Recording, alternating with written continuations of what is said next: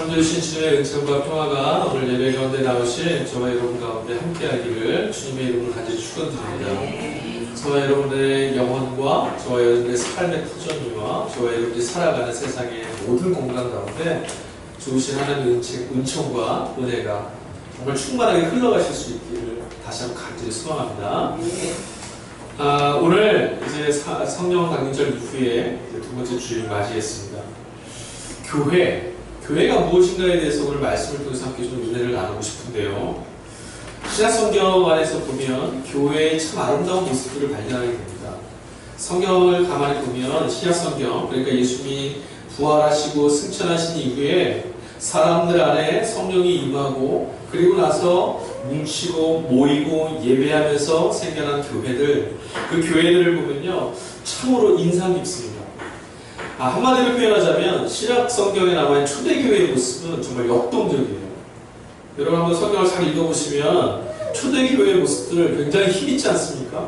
뭔가가 일이 막 벌어지고 있어요. 잠시도 조용하게, 잠시도 무력하게, 잠시도 좌절하거나 두렵거나 은밀하게 숨어서 이러지 않습니다.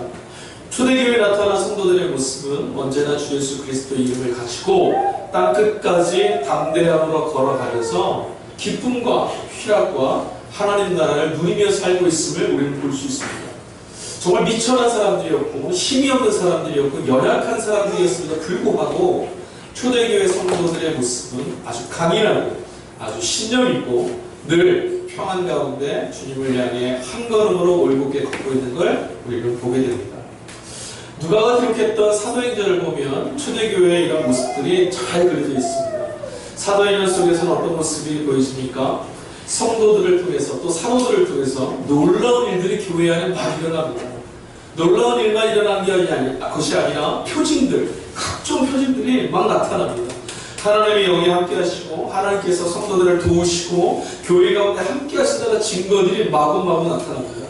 저는 간절히 소망합니다. 저와 여러분들 안에, 저 교회된 저와 여러분들 안에 하나님의 영이 함께 하셔서 나타나는 표징들과 놀라운 기적과 이사들이 넘쳐나서 저와 여러분의 삶의 고백뿐 아니라 우리 옆에 있는 이들이, 우리의 이웃들이 우리를 보면서 교회는 저런 곳이구나, 교회는 사람들이 모여서 저마다의 일들로 모이는 것이 아니라 하나님의 역사가 나타나는 곳이구나 라고 증거할 수 있는 그런 삶의 흔적들이 나타나기를 간절히 축원드립니다. 또 교회가 그런 것뿐만 있는 것이 아니었어요. 사도행전을 보니까요, 그들은 서로가 한 몸처럼 사랑했다라고 증거됩니다. 초대교회 성도들은 믿음 안에서요 한 마음으로 한 뜻으로 모여서 살았습니다. 그들은요 자신들의 재산과 자신들이 사용할 것들을 모두 다 네 것, 내 것 구분하지 않고 통용하며 살았다고 합니다.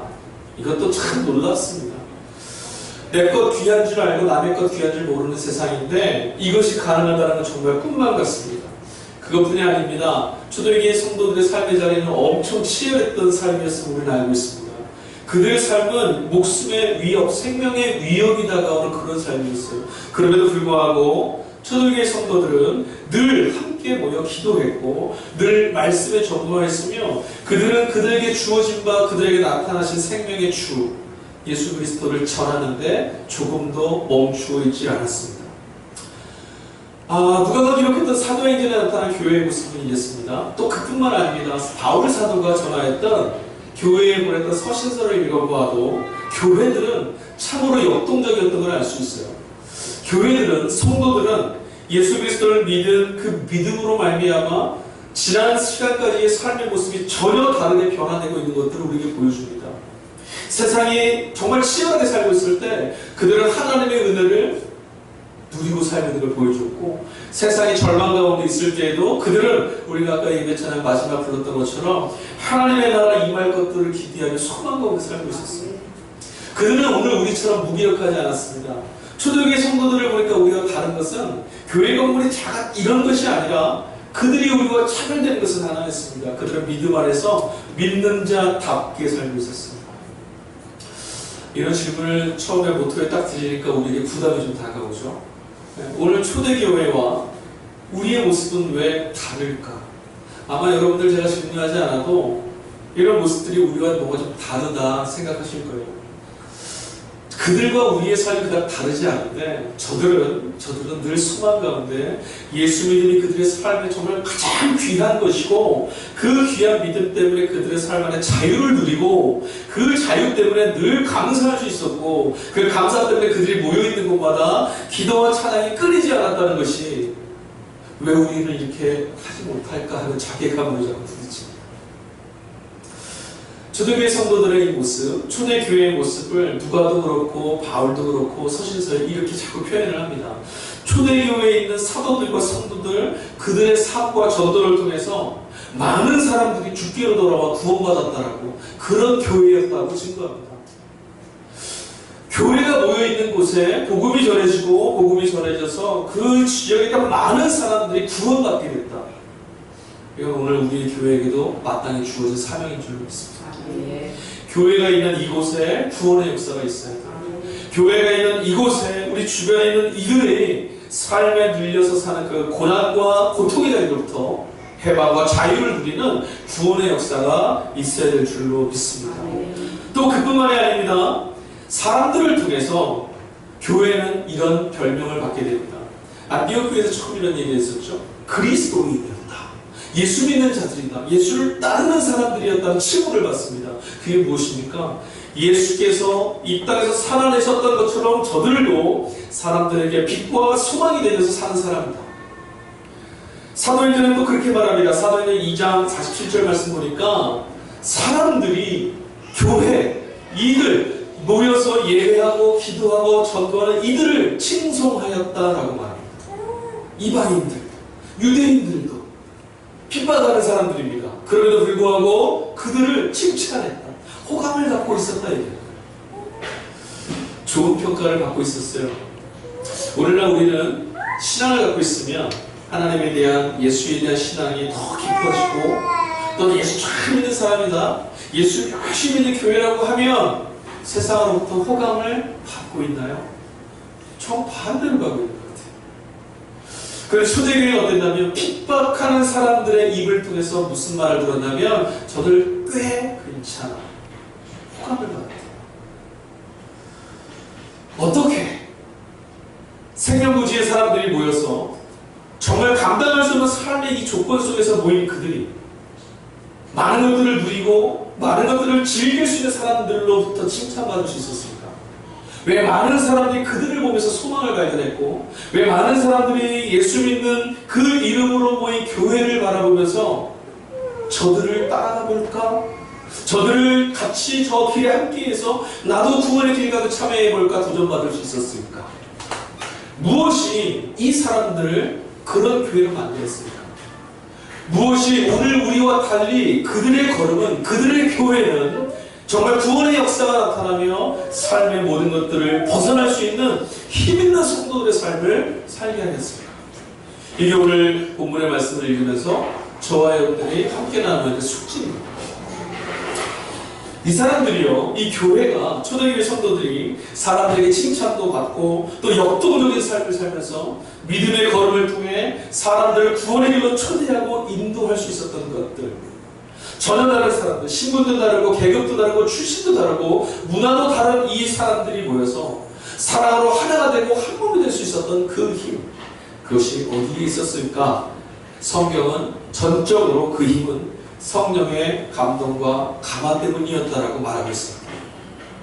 성경은 우리에게 이런 역동적인 교회의 모습이 그들의 교회가 갖고 있는 프로그램 때문도 아니었고 그들의 교회가 갖고 있었던 어떤 사역 때문도 아니었고 그들의 문화나 그들의 신분, 그들이 갖고 있는 수준 때문도 아니었다라고 말합니다. 성경은 초대교회가 교회로서 세워질 수 있었고 그 교회 위에 하나님의 역사가 나타날 수 있었던 근본적인 힘이 바로 성령의 역사 때문이었다라고 우리에게 보여주고 있어요. 그렇지 않았다면 성령의 감동과 감화, 그 역사 때문에 이 교회가 세워진 게 아니었다면 아마 초대교회 성도들도요, 사도들에게 말씀을 듣고 우리 한번 정말 믿는 사람들과 한번 살아보자 결단해 볼 수 있었고 힘을 한번 내볼 수 있었을 거예요. 그래, 좀 다르게 살아보자. 어제와 달리 한번 오늘은 좀 힘차게 한번 살아보자. 결심을 할 수 있지만 그 결심이 그들의 인생을 끝까지 나아갈 수 있도록 유지시켜줄 수 있는 힘은 되지 않습니다. 저희는 얼마나 연약한지 잘 알잖아요. 저 여러분들이 올해 2017년 첫 주를 맞았을 때 여러분 많은 계획들을 세우셨을 거예요. 그렇죠? 아마 송구역시대를 탁 들리고 땡 하는 순간 야 발명은 새해가 밝았다. 2017년도에 반드시 이런 일을 한번 이루리라. 하나님께도 사람들에게도 가족에게도 내 자신에게도 이런 계획들을 한번 이루어보리라. 좀 어떻게 되고 계십니까? 한번 확인해 봐야 되는데 묻지 않겠습니다. 우리들의 마음의 결단만 가지고 인생이 바뀔 수 있다면, 우리들의 마음의 결단만 갖고 교회가 새로워질 수 있다면 주님은 다시 오시지 않아도 됩니다. 성령의 우리와 함께 안 하셔도 됩니다. 그러나 우리는 연약한 존재들입니다. 우리의 것을 가지고는요, 우리의 삶을 단 한 걸음도 행복과 평안으로 나아갈 수 없습니다. 우리의 것을 가지고는 교회는 부흥할 수 없습니다. 우리의 시스템, 우리의 지식, 우리의 어떤 특별한 어떤 능력을 가지고 교회를 부흥시킬 수 있다면 그거는 성경이 말하는 말씀이 흥황하는 부흥의 역사가 아니라 사람들이 많이 모이는 그런 모임일 뿐이에요. 어떻게 사람들이 모였을 때 그것에 아름다운 향기가 날 수 있고 그 향기가 또 그들의 삶이 타인을 향해서 아름답게 모습으로 비추어지고 또 타인을 향해서 소망이 되어주고 타인을 향해서 희망이 되는 길이 되어줄 수 있는 삶을 살 수 있었는지, 어떻게 한 번의 결단으로 끝나지 않고 그들의 그 비천한 삶이 하나님이 사용하시는 그런 구원의 길로 사용될 수 있었는지, 그것은 오직 성령의 역사라고 하는데, 오직 성령이 역사하셔서라고 하는데 오늘 우리는 그 성령을 어떻게 알고 있는가? 이것이 오늘 우리가 함께 나눠야 될 이야기예요. 어저께 제가 이 말씀을 막 준비하면서 저 함께 모이는 목사님들의 이제 SNS 방이 있는데 연락을 하나 받았어요. 오늘이 이제 성령 강의절 이제 두 번째 주일 본문으로 주는 게 고린도전서 말씀인데, 이제 어떤 교회에서 한 교회에서 이제 성도들하고 공부를 하다가 이런 말이 나오죠. 방언에 대한 은사에 대한 이야기가 나왔었던 것 같아요. 은사에 대한 이야기를 막 같이 이제 목사님들 방 안에서 논의를 한 거예요. 어떻게 우리가 의견을 개진하고 어떻게 정리한 것이 옳을까 같이 막 나누고 있었어요. 그런데 3일째 주간에도 제가 말씀드렸다시피 은사가 중지되었느냐, 아니면 하나님의 은사가 지금도 유효하느냐, 은사가 어떤 것들이냐, 어떤 능력으로 나타나느냐, 사실 이게 중요한 게 아니거든요. 더 중요한 건 뭐냐면 은사를 주시는 분이 누구이며 왜 우리에게 주시는가, 이게 더 중요합니다.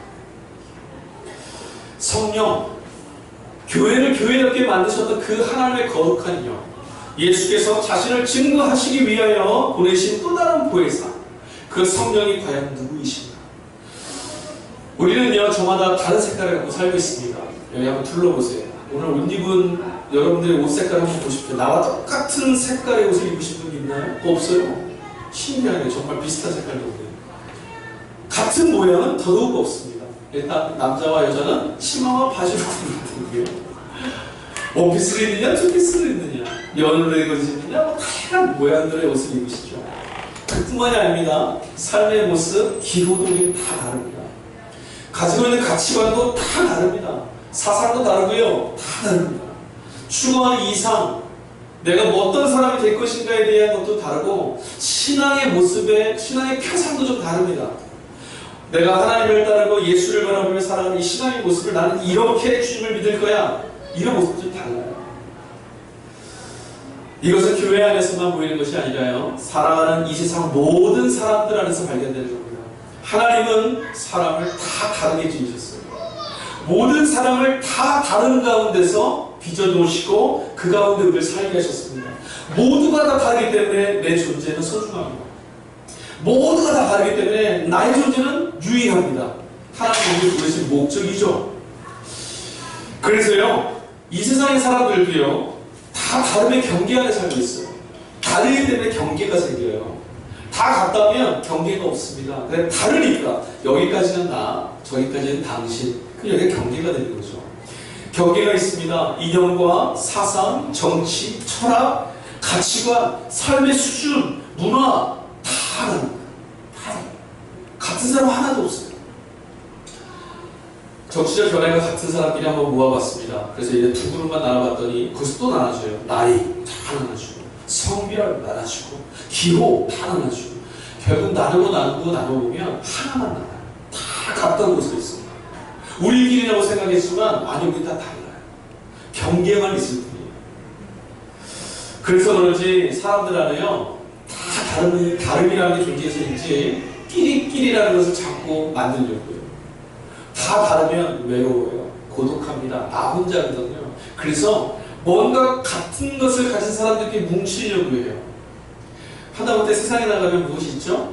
고향, 어디 출신이냐, 너 학교 어디 나왔냐, 네. 별거 다 물어보잖아요. 하다 안 되면 너 무슨 영화 좋아하냐, 아 나도 그거 좋아한다, 너랑 나랑 친구 먹자, 너 분식은 뭐 좋아하냐, 짜장을 좋아하냐, 짬뽕을 좋아하냐. 하여튼 무엇인가 이 경계를 좀 허물고 우리끼리라는 것으로 뭉쳐보려고 하는 게 사람의 마음입니다. 그러니까 본질적인 마음은 외로움 때문에 그래요. 그런데 안타까운 건 끼리끼리라고 하는 이 작은 그룹 그 너머의 경계를 넘지 못한다는 게 문제예요. 사람들이 가까이 홀로 서 있는 자리가 외롭고 두렵고 공허해서 끼리로 뭉쳐보려고 하는데 그렇게 뭉친 이후에는요 더 이상 그 경계를 넘으려고 하지 않습니다. 그래서 끼리끼리 뭉친 그 다음에는 뭐가 생기냐면 또 다른 두꺼운 경계가 생겨요. 그러니까 밖에 있는 사람은 이 끼리 안으로 못 들어옵니다. 우리들 살아가는 삶의 모습을 보니까 외로워서인지 몰라도 나와 같은 사람들과 일체감, 나와 같다고 하는 사람들과의 유대감만 강화시킬 뿐 나와 다른 사람과 소통되지 못하는 게 우리의 모습 아닙니까?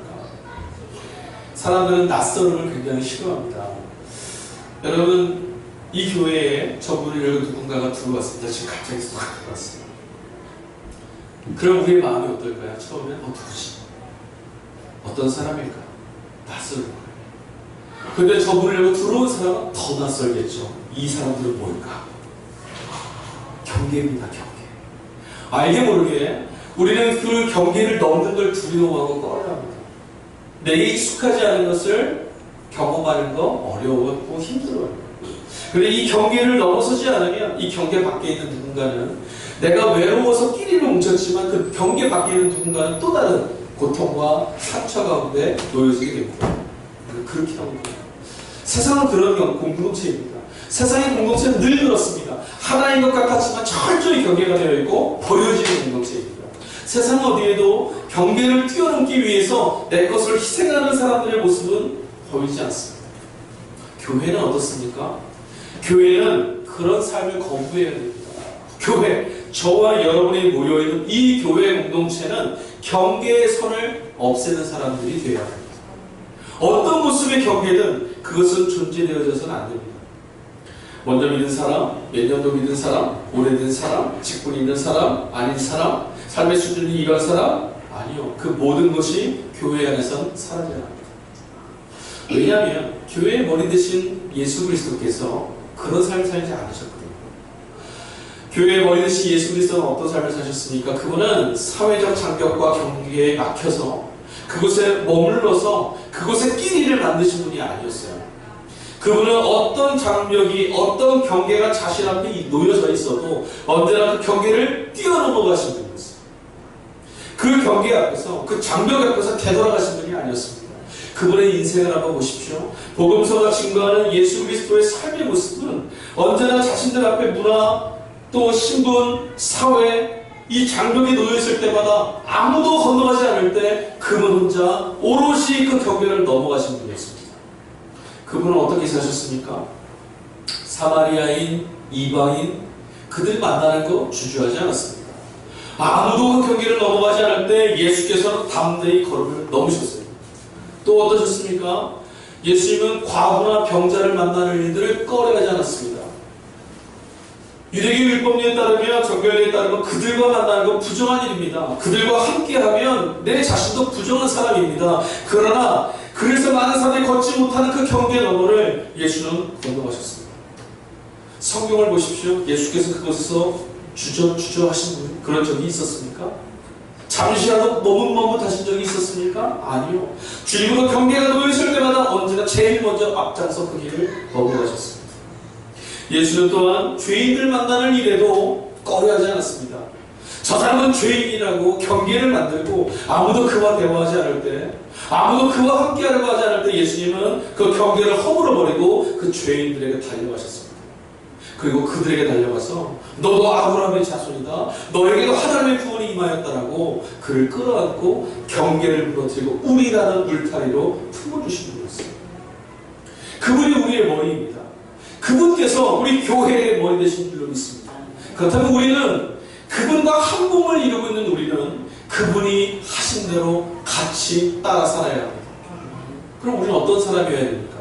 경계가 내 안에 있는 사람이 아니라 경계를 지우는 사람, 담벼락을 세우는 사람이 아니라 담을 무너뜨리는 사람이 되어야 될 줄로 믿습니다. 오늘 본문 속에서 8절부터 10절까지 말씀을 읽다 보면 은사에 대한 이야기가 나와요. 다양한 은사가 나옵니다.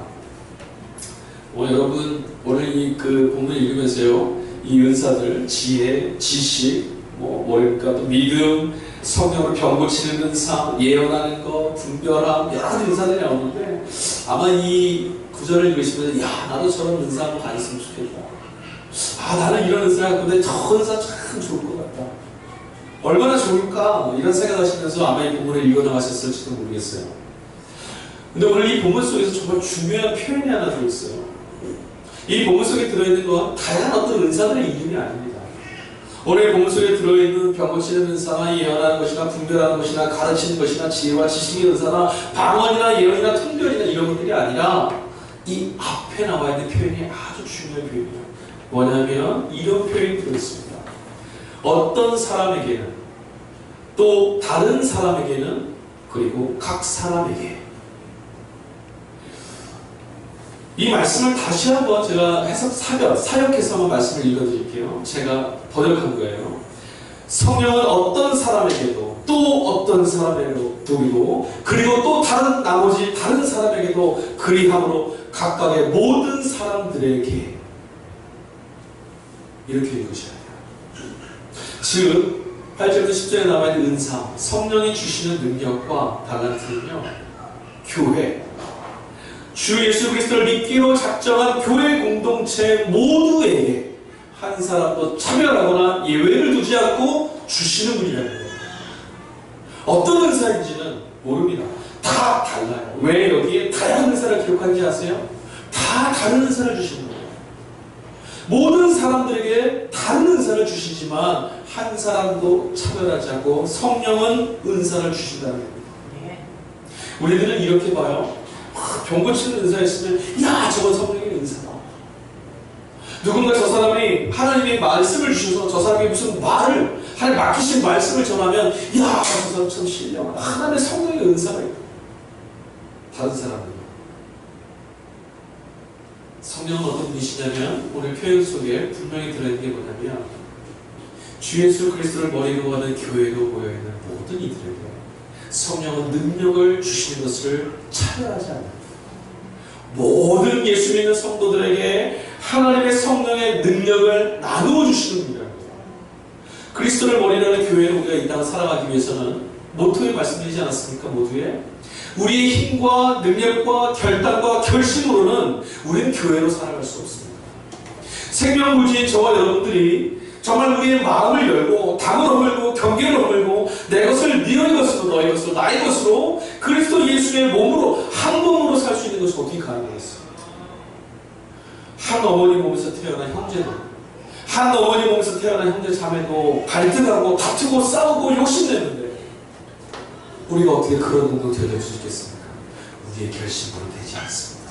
그래서 성령이 우리 안에, 한 성령이 한 몸을 이루라고 한 능력을 주셔야만 가능하다는 거죠. 지난주에 우리가 말씀을 나누면서 교회가 성령 공동체라고 얘기했었습니다. 맞습니다. 교회가 우리 아무리 크고요, 교회 시스템이 아무리 잘 있어도 정말 많은 일들을 하는 것 같아도 그 안에 성령의 역사가, 성령의 함께 하심이 없다면 그것은 교회가 아닙니다. 교회의 정의는 주 예수 그리스도를 주로 구원자로 고백하는 이들 가운데 하나의 띠로 묶어주시며 능력 주시는 성령의 부르심 가운데 있는 사람들, 이게 교회입니다. 성령은 어떤 특별한 이들만 세우거나 또 특별한 그 사람들과만 함께 하시는 분이 아닙니다. 구약에서의 성령께서는 그렇게 역사했어요. 그렇게 나타나셨어요. 특별한 어떤 지도자들에게, 특별한 사역자들에게 성령이 임하셨습니다. 그러나 예수가 주가 되셔서 이 땅에 오신 이후에 성령은 믿는 모든 이들에게 약속대로 임하시는 분인 줄 믿습니다. 약속대로 임하신 그분이 우리 안에 계심으로, 그분의 능력이 우리 안에 있으므로 그분의 능력이 우리 안에 펼쳐집니다. 그러니 우리는 모두 성령의 은사 가운데 있는 사람들입니다. 믿으셔도 좋습니다. 내가 예언하지 못한다고요? 괜찮습니다. 내가 병 고치는 은사가 없다고요? 괜찮습니다. 그러나 예수 그리스도의 영이 우리 안에 계십니다. 그게 중요한 겁니다. 신약시대의 성령께서는, 오늘 우리가 살고 있는 이 시대의 성령께서는 주님께서 승천하신 이후에 너희를 고아와 같이 이 땅 가운데 내버려 두지 않고 내가 너희와 영원토록 함께 하시는 약속을 이루시기 위해서 우리 가운데 찾아와 주셨습니다. 우리 가운데 찾아와 주신 그분의 말씀대로 우리가 살면, 그분의 감동과 감아주시는 대로 반응하며 살 수 있다면, 그분이 경계를 허무실 때 우리도 용기를 내어서 함께 걸어갈 수 있다면 우리는 성령에 이끌리는 사람, 성령의 은사를 사용하는 사람이 될 수 있습니다. 우리가 성령의 말씀을 순종해 살게 되면요, 우리 곁에 있는 누군가가 위로받습니다. 맞아요. 우리가 이 경계를 허물 때, 누군가의 성령이 인도하시는 대로 사랑의 손길을 내밀 때, 누군가 고난 중에, 고통 중에, 좌절 가운데 있던 그 사람이 위로받고 살 수 있어요. 누가 하시는 거죠? 생명의 영이신 성령이 하시는 거예요. 그럼 이 사람은 성령의 은사를 사용하는 사람이 되는 겁니다. 제가 1학기 때 대학교에서 채플 사역을 하게 됐잖아요. 채플 인도하시는. 거기 이제 채플 담당하신 교수님이 계세요. 제가 참 지금 어려워요. 2학기가 되면 그분을 어떻게 이제 같이 말씀을 나눠야 될까. 장로님이신데 섬기신 교회는 있지만 사실은 본인이 섬기는 교회보다 더 다른 교회를 많이 다니시는 거예요. 참 신기하더라고요. 그래서 말씀을 나누다 보니까 많은 교회를 다니시는데 제가 딱 들어보고 나서 여긴가 하고 물어봤던 교회가 하나 있었어요. 이단입니다.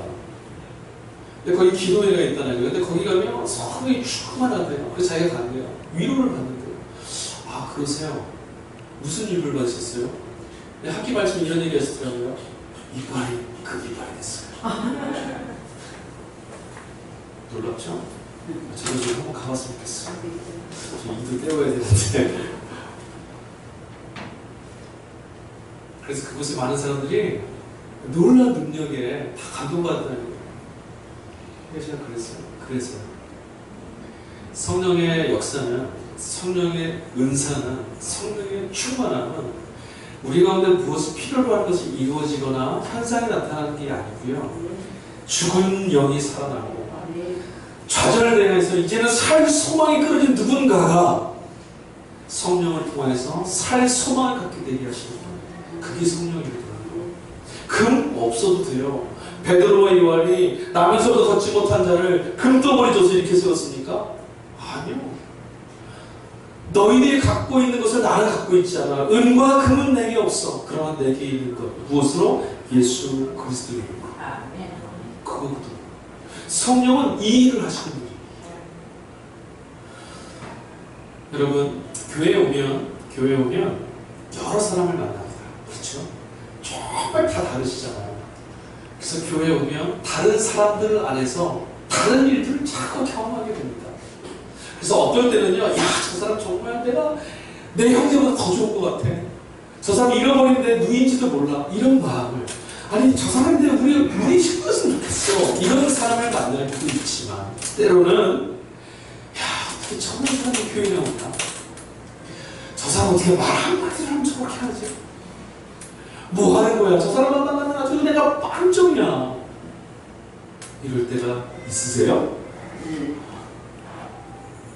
여러분, 그럴 때 우리 무엇을 생각해야 되냐면, 하나님께서 주 예수 그리스도를 머리로 하는 이 교회에 성령을 통해 모든 믿는 이들에게 은사를 주셨다면, 나도, 저희도 하나님의 은사 가운데 지금 사용되고 있는 사람이라는 걸 먼저 생각하시면 돼요.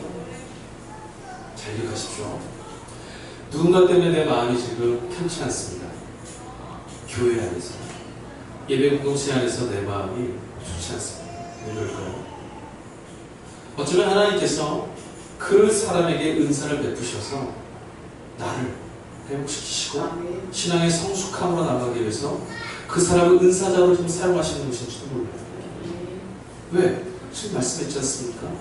하나님의 성령은 교회에 단 한 사람도 예외 없이 차별 없이 모든 이들에게 성령을 베푸시는 분이에요. 모든 이들에게 은사 베푸시는 분이거든요. 사역하라고 모든 공동체, 이 교회 공동체가 든든히 세워져 가고 공동체의 모든 구성원들이 신앙 안에 성숙한 하나님의 자녀들하고 은사 주시거든요. 그런데 왜? 내게는 성령이 은사를 베푸시는데 저 사람은 그럴 수 없다라고 누가 말하는 거죠? 우리는 그렇게 생각합니다.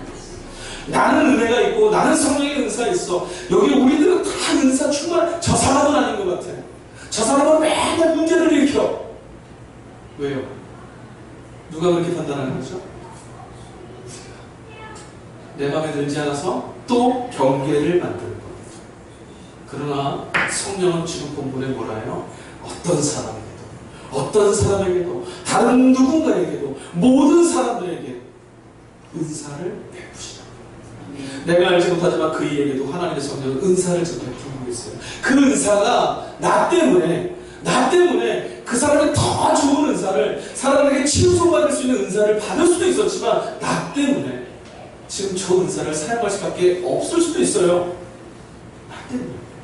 나 때문에 가시가 될 수도 있고 나 때문에 채찍이 될 수도 있는 거예요.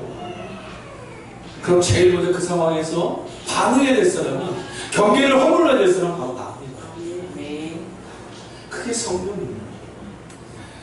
끼리끼리 모여서 경계를 만들고 강화시켜가는 것이 세상이라고 말씀드렸습니다. 그러나 교회는 그러면 안 됩니다. 교회 공동체는 모두 다른 은사를 가지고 있지만 오늘 본문이 뭐라 그래요? 한 하나님, 한 성령, 주는 한 분. 맞아요. 그 한 주님 안에 있는 한 지체예요. 10손가락 중에 어떤 한 손가락을 깨물었을 때 아프지 않은 손가락이 있습니까? 그렇다면 그건 내 손이 아닙니다. 분명해요. 내가 발로 쿡 찔렀는데 왜? 이러고 있으면 그건 내 손이 아니에요. 누군가 옆에서 비명을 지를 거예요. 그러나 찔렀을 때 한다면 그건 내 손가락이에요. 발에서 냄새가 나니까 발로 찔러면 안 아프니까? 내 지체잖아요. 한 몸이잖아요. 성령의 감동과 감화 때문에 우리 모두는 교회로 모여 있습니다. 모두 다르지만 한 몸이신 그리스도 안에 있습니다. 본문에 기록되는 은사들을 한번 잘 보세요. 은사는 경계 안에 갇혀져 있는 개인이 자신의 신앙적인 만족감을 누리라고, 자신이 그거 사용하면서 멋들어지게 한번 살아보라고 주시는 게 아니에요. 은사들은요, 성령의 각 사람에게, 그러니까 모든 사람에게 주시는 이 은사는 예외 없습니다. 다 타인을 위해서 주신 거예요. 그럴까요? 지혜와 지식의 은사는 왜 주십니까? 나 똑똑하다고 티내라고요? 아니요. 알지 못하는, 하나님의 비밀을 알지 못하는 누군가에게 하나님의 비밀을 가르쳐주라. 병 고치는 은사는 어떻게 사용합니까? 나 감기 걸렸을 때 혼자 낫게 하려고? 아니요. 병 고치는 은사를 가진 사람은 아픈 자들을 위해서 은사를 사용합니다. 아픈 자들을 위해서. 병 고치는 은사를 가진 사람은 그래서 마음이 아픕니다. 아픈 자들을 보면 속상합니다. 늘 슬픈 마음을 갖고 있습니다. 능력, 예언, 분별함을 갖고 있는 사람들 무엇을 사용하는 겁니까? 교회의 덕을 세우고 우리가 함께 저 연약한 사람들이 다시 일으켜 세워질 수 있도록 하기 위해서 은사를 사용하는 겁니다. 방언, 목사님 방언은 개인적인 거잖아요. 그런데 오늘 반드시 이 본문 말씀 끝에 보면요, 방언의 은사로 짝을 이루어서 나타나는 은사가 있어요. 통변의 은사. 뭐죠? 소통하라는 거예요. 교회는 하나님의 비밀과 교회 성도들 안에 서로가 소통되어지는 것을 은사로 주신 거예요. 방언만 하니까 나만 비밀을 갖고 있는 것 같아요. 알지 못하지만 나만 뭔가 하는 것 같아요. 아니, 그렇게 주시지 않았어요. 통변의 은사가 있는 자가 있어서 하나님의 비밀을 함께 나누고 소통하라고 주신 거예요. 그 은사는 나 한 사람 갖고 자랑하라고 주신 게 아니라고요. 은사를 가진 사람들은 교회 모든 성도들에게는 의무와 책임이 있습니다. 뭐죠?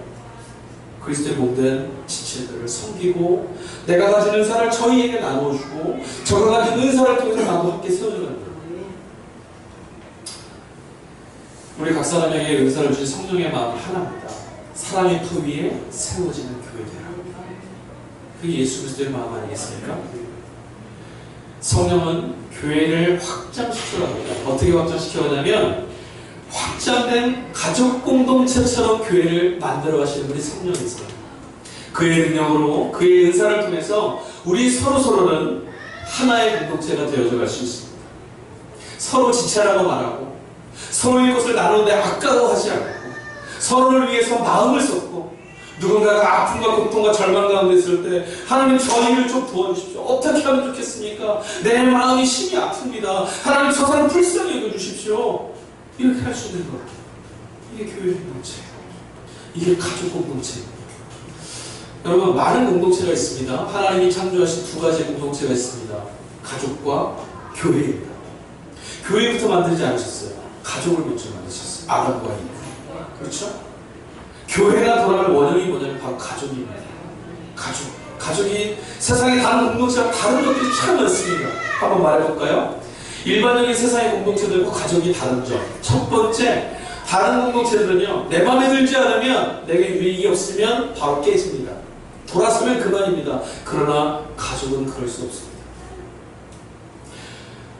세상의 공동체들은요, 마음에 들지 않으면요, 그거 깨버리고 헤어지기 쉽습니다. 그러나 교회는 그럴 수 없습니다. 그러나 가족은 그럴 수 없습니다. 정상적인 가족이라면 내 마음에 들지 않으니까 나 빠이빠이 하는 거 쉽지 않습니다. 왜? 가족이니까. 세상의 공동체는요, 화가 나면요, 막 싸웁니다. 화가 나면요, 위안이 없습니다. 화가 나면 다 남입니다. 화가 나면 저주합니다. 화가 나면 폭력도 이끌을 수 있습니다. 그러나 가족은 그럴 수 없습니다. 화가 난다고 아버지 상투 잡을 수 있어요? 죽죠. 화가 난다고 내 자녀를 채찍으로 칩니까? 사랑합니까? 세상의 공동체는 실망스러우면요, 성적이 좋지 않으면 포기하고 버립니다. 그러나 가족은 그렇지 않습니다. 세상의 공동체는 잘하는 사람, 성공하는 사람만 생각합니다. 그러나 가족은 그렇지 않습니다. 가장 연약한 이가 가장 대우받는 게 가족입니다. 세상의 다른 공동체는요, 다른 이의 아픔은 나의 아픔이 아닙니다. 그러나 가족은 그렇지 않습니다. 누군가 아플 때는 내 마음이 아파합니다. 가족은 저 사람의 아픔이 나의 문제가 아니다라고 말하지 않습니다. 가족이기에 저 사람의 아픔이 내 아픔이 된다고 말할 수 있습니다. 가족은 또 다릅니다. 세상의 공동체는 누군가 잘 되는 거 보면 배 아파합니다. 그러나 가족은 그렇지 않습니다.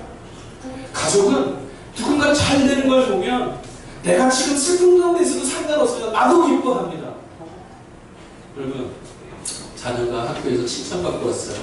너 인생은 네 것이다. 그러든지 말든지 이럴까요? 부모님이 좋은 일 있으셨습니다. 근데 자녀가 그건 아빠 인생이고 뭐 나야 뭐 내 거 나한테 하나 떨어지고 뭐 살 알바 없어. 일어나요. 우리 집에 경사가 생겼습니다. 새로운 아이가 탄생됐습니다. 기쁨이다. 그랬더니 할아버지가 이렇게 말씀하시면 그럼 이 새끼지 뭐. 이래요? 아니요. 가족은 그렇지 않습니다. 아이가 공부를 못합니다. 5명, 3명 자녀가 있는데 아버지는 공부 정말 잘해. 사람들 칭찬하면 하나가 정말 못해요. 아무리 시켜도 안 돼. 그러면 너는 안 되겠다. 너는 포기해라. 너 공장 가라. 일어나요? 공부 잘하는 너희들 학원 가라. 내가 막 대줄게. 일어나요? 가족은 반대예요. 제일 못하는 아이 데리고 학원 좀 가. 제일 못하는 아이 때문에 속상하고 제일 약한 아이 때문에 또 보약한 제목으로 가자. 이게 가족이에요. 아까 뭐라 그랬죠? 성령은 교회 공동체를 확장된 가족 공동체로 만드십니다. 전하나는 남이 모여있는 우리가 그리스도 예수 안에 같은 성령이 우리에게 주신 은사를 통해서 확장된 가족으로 만드시는 게 성령이라고 해요.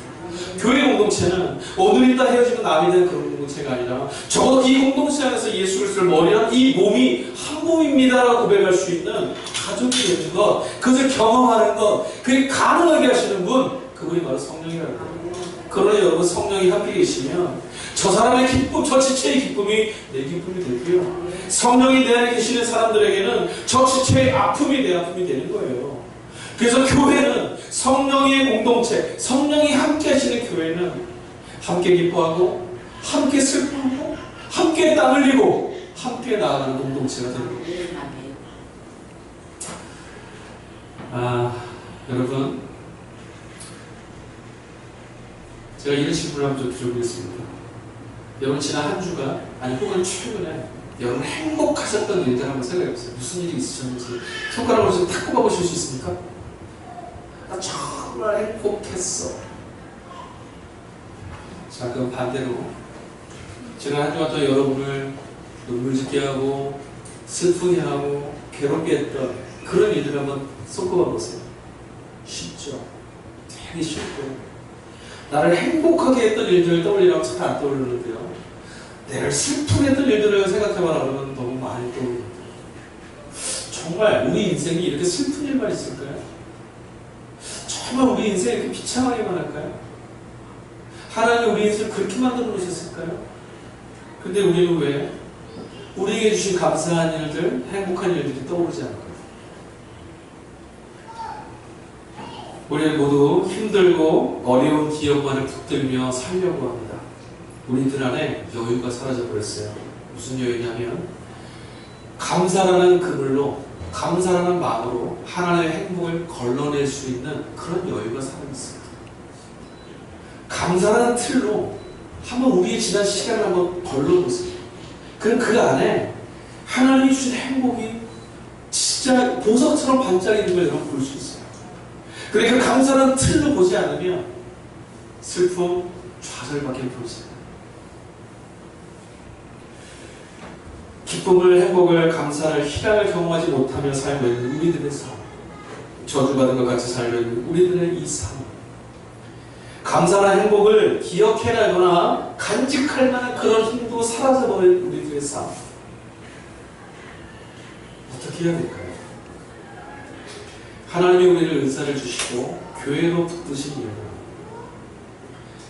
감사라는 그 틀로 내 행복을, 하나님이 주신 그 기쁨을 걸러낼 만한 힘도 없고, 그리고 주신 감사를 기억해냈지만 간직할 만한 힘조차 사라진 삶 안에 낙다운되어 있는 우리 지체들을 위해서 우리가 그를 준비하고 그를 도와주고 그를 세워주고 그가 기댈 수 있게 해주고 그의 손을 끌어주고 함께 하나님이 주신 행복을 발견해 가도록, 하나님이 주신 생명을 발견해 가도록 우리를 오늘 이 교회로 부르셨음을 우리 기억해야 합니다. 우리의 삶이 어떻게 하면 더 행복해질 수 있을까요? 돈을 더 많이 벌면 행복해질 수 있을까요? 고난이 지금 찾아오는 고난이 떠나가면 우리의 인생은 행복할 수 있을까요? 이 고난이 떠나가면 또 다른 것을 찾아오지 않을까요? 아니, 우리의 삶은 늘 새로운 것들이 찾아옵니다. 늘 다른 일들이 생겨납니다. 어떻게 하면 행복할 수 있습니까? 혼자 있을 때가 아니라 교회로, 사랑의 가족 공동체로 성령이 하나 되게 하시는 한 사람 한 사람이 모여있을 때 우리는 폭풍이 몰려와도 넘어지지 않을 수 있어요. 상처가 닥쳐와도 이 지체의 기쁨을 통해서, 이 지체의 감사를 통해서 오늘 내 자리를 덮어줄 수 있습니다. 아까 말씀드렸잖아요. 내가 힘들어도 가족 공동체로 저 사람이 행복하니까 내 슬픔을 집어버리고 같이 기뻐할 수 있어요. 그걸 교회를 마치. 여러분 오늘 예배가 끝나면 서로 교제 나누시면서 여러분에게 있었던 감사로 걸러낼 수 있는 행복을 한번 발견해 보신 다음에 얘기 나눠보세요. 아마 우리 중에 절망하시거나 우리 중에 지쳐있거나 우리 중에 슬퍼하시는 분들과는 여러분 가운데 하면서 하나님의 은총 때문에 또 다른 소망을 발견할 수 있을 겁니다. 그리고 우리도 이것을 나누는 우리도 성령께서 우리에게 주신 것들을 붙들고 더 많은 걸 나눌 수 있는 지체로, 내가 다음 주에는 우리 성도들을 위해서, 나의 지체는 저 오른손을 위해서, 저 왼쪽 발을 위해서 함께 기도하고 저를 섬겨야지. 그래서 내게 주신 내가 저에게 흘러갈 수 있도록 해야지. 그런 우리들의 공동체, 성령의 공동체가 될 수 있기를 주님의 이름으로 간절히 축원합니다. 여러분 우리 모두의 각자의 주신 은사를 발견하시고 사용하십시오. 그것을 사용하여서 우리 모두가 경계를 허물고 하나님이 주시는 아름다운 공동체가 되어서 우리가 하나님의 사랑을 충만히 누리고 또 이 경계를 넘어 저 교회 밖에도 하나님의 사랑과 은사를 나누고 베풀 수 있는 주님의 교회 될 수 있기를 다시 한번 주 예수 그리스도의 이름으로 간절히 축원드립니다. 기도하겠습니다. 하나님 감사합니다. 오늘 우리에게 말씀을 주셔서 감사합니다. 서로가 나무로 만나서 나무로 헤어지는 줄 알았는데 하나님의 성령께서 오늘 우리 가운데 역사하셔서 그리스도 예수 안에 한 몸 이루게 하셨음을 발견하게 하시니 감사합니다. 너의 기쁨이 내 기쁨이 되지 못했고 너의 슬픔이 나의 슬픔이 되지 못했지만 오늘 우리 안에 은사 주시고 우리 안에 역사하시는 성령으로 말미암아 우리는 이제 한 몸을 이루었으니 함께 기뻐하고 함께 감사하고 또 함께 애통해하며 서로를 위해서 중보하고 서로를 사랑의 띠로 묶어줄 수 있는 교회 되게 하여 주시옵소서. 이 교회 위에 성령의 능력이 충만하게 임하여서 하나님이 부어주시는 은혜를 힘입어 날마다 하늘의 소망을 꿈꿔갈 수 있는 교회 공동체 될 수 있도록 은혜 베풀어 주시옵소서. 감사합니다. 우리를 구원의 길로 인도하시는 거룩하신 예수 그리스도의 이름으로 기도하였습니다. 아멘.